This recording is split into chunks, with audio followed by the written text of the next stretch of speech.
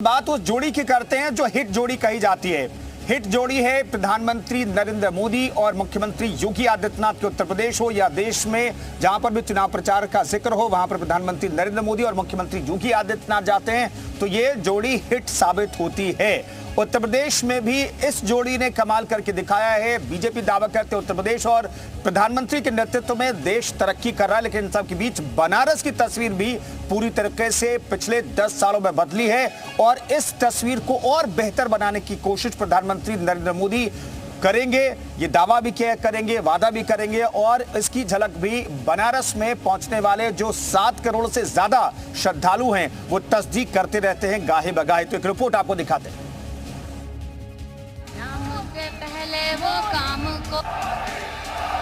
PM Modi के नामांकन की तैयारियां लगभग पूरी हो चुकी हैं। अब जब प्रधानमंत्री तीसरी बार नामांकन करने वाले हैं तो उन तैयारियों का जायजा खुद मुख्यमंत्री योगी ने लिया।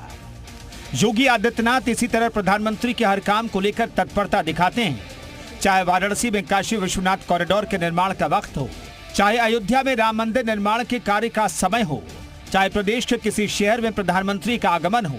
मुख्यमंत्री योगी आदित्यनाथ खुद तैयारियों का जायजा लेने जाते हैं। अब जब प्रधानमंत्री वाराणसी नामांकन के लिए पहुंचने वाले हैं तो मुख्यमंत्री योगी तैयारियों को अमली जामा पहनाने के लिए खुद मौके पर पहुंचे। वाराणसी में पीएम मोदी के नामांकन और रोड शो कार्यक्रम की रूपरेखा तय करने के लिए अमित शाह भी पहुंचे और पदाधिकारियों संग बैठक की। मौका भले ही राजनीतिक हो, लेकिन राजनीति में हर तस्वीर के मायने होते हैं, हर एक्शन में कई संदेश छिपे होते हैं। एक बार फिर नामांकन के लिए पीएम मोदी काशी आ रहे हैं।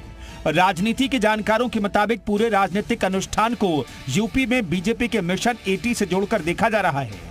केंद्र में एनडीए के मिशन 400 पार से जोड़ा जा रहा है।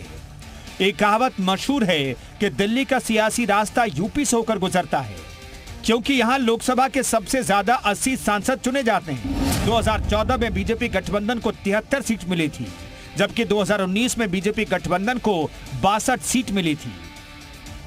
2019 में बीजेपी के सामने अखिलेश और मायावती की दोहरी चुनौती थी, लेकिन इस बार मायावती अकेला चल रही हैं। अखिलेश के साथ इस बार राहुल गांधी हैं, लेकिन इसी जोड़ी का मुकाबला मोदी योगी की जोड़ी से है तो अंजाम करीब करीब सबको पता है।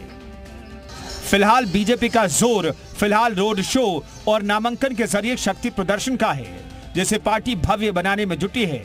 इसके लिए बीजेपी के नेताओं और कार्यकर्ताओं ने पूरी ताकत झोंक दी है। घर घर न्योता पहुंचाने की जिम्मेदारी तय की गई है। ब्यूरो रिपोर्ट, जी मीडिया।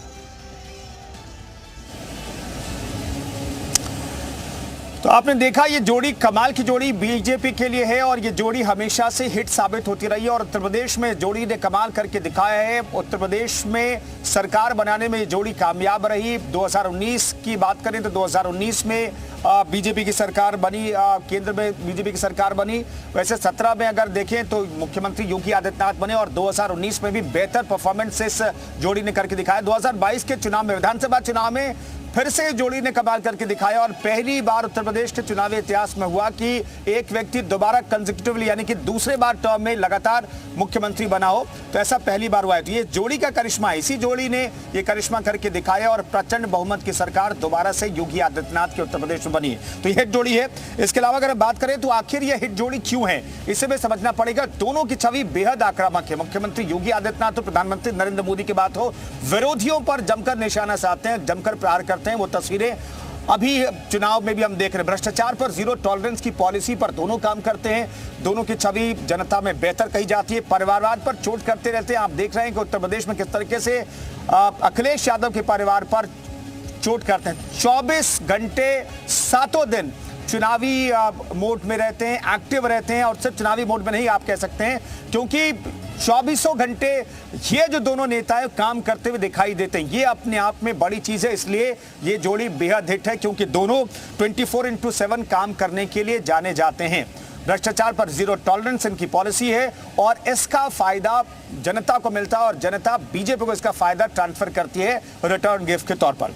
इसके अलावा अगर हम बात करें, चूंकि बनारस से प्रधानमंत्री नरेंद्र मोदी फिर से नामांकन भरने जा रहे हैं तो उनकी पुरानी जीत को याद करना बेहद जरूरी है। एक तरफा जीत उन्होंने हासिल की 2019 में भी।